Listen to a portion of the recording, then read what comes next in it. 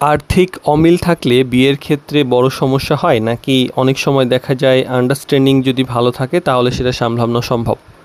যেমন একজনের আয় বেশি আরেকজনের কম, এতে কি রিলেশনশিপে কোনো ধরনের প্রশ্ন আসে কিনা? তো আর্থিক অমিল থাকলেই যে সম্পর্কে সমস্যা হবে এমন না। আসল বিষয় হলো দুইজনের মাইন্ডসেট, এক্সপেকটেশন এবং টাকার বিষয়ে কমিউনিকেশন কেমন। অনেক সময় টাকার অভাব নয়, বরং টাকা নিয়ে ভুল বুঝাবুঝি সম্পর্কে বড় সমস্যা হয়। ম্যারেজ ক্যাবিডির বিবাহ বিষয়ক জটিল প্রশ্ন সহজ উত্তর সিরিজের 65তম পর্বে আজকে কথা বলবো যে আর্থিক অমিল কিভাবে হ্যান্ডেল করবেন। প্রথমত আসলে আগে বাস্তবতাটা আপনি মেনে নিন যে আপনি যখন বিয়ে হয়েই গেছে, দুইজনের ইনকাম, ফ্যামিলি ব্যাকগ্রাউন্ড, লাইফস্টাইল একরকম নাও হইতে পারে। এই পার্থক্যকে অস্বীকার না করে বরং বুঝে সিদ্ধান্ত নেওয়াই ভালো।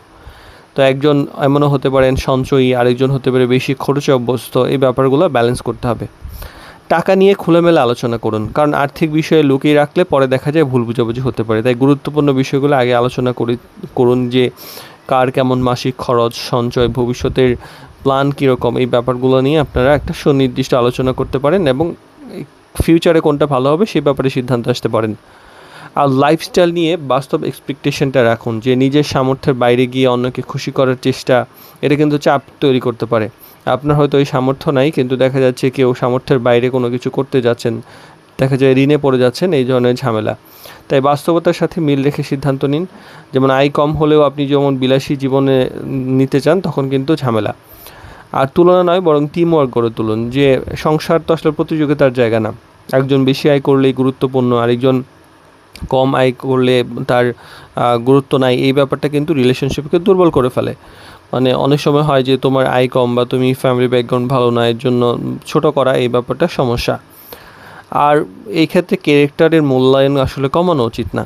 ইনকাম মানুষের বদলাতে পারে, যে কোনো সময় মানুষের রিজিকের দরজা খুলে যেতে পারে। এইটা একটা পরিশ্রম, অভ্যাস এবং দীর্ঘমেয়াদী পরিকল্পনার ফল। কিন্তু আজ আয় কমের জন্য মানুষটি